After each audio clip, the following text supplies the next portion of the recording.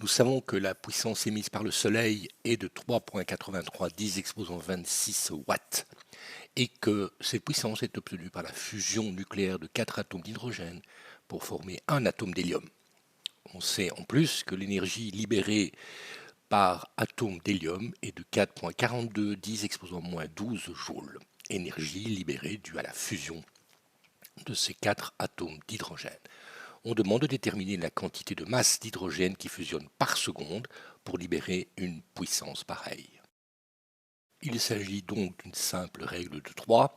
Je dois libérer 3,83 10 exposant 26 watts, et cela par un processus qui libère 4,48 10-12 joules. Donc, nous faisons le rapport et nous trouvons que le nombre d'atomes d'hélium par seconde est de 8,55 10 exposant 37.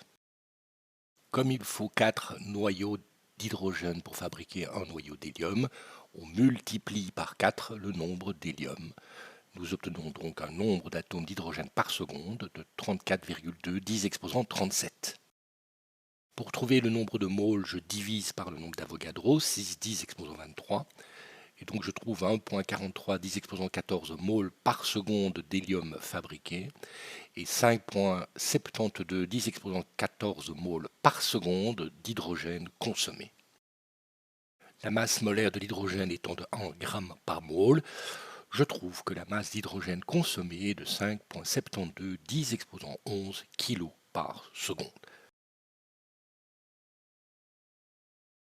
La dernière question est simple. En moyenne, le corps humain possède 17 mg de potassium 40-19. On sait que le temps de demi-vie est de 40,3 10 exposant 15 secondes. On demande simplement l'activité en becquerel du potassium radioactif contenu dans le corps humain.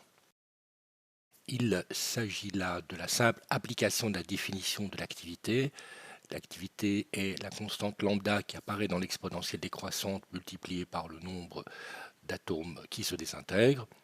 La constante lambda est par définition le logarithme de 2 divisé par le temps de demi-vie. Donc nous avons 0,69 314 pour le logarithme de 2. On divise par le temps de demi-vie de 40,3 10 exposant 15 secondes. Le nombre d'atomes se trouve facilement en prenant la masse de 17 mg divisé par la masse molaire. On a à ce moment-là le nombre de moles de potassium 40-19, on multiplie par le nombre d'Avogadro, on obtient ainsi le nombre n, on multiplie le tout et on obtient une activité de 4385 becquerels.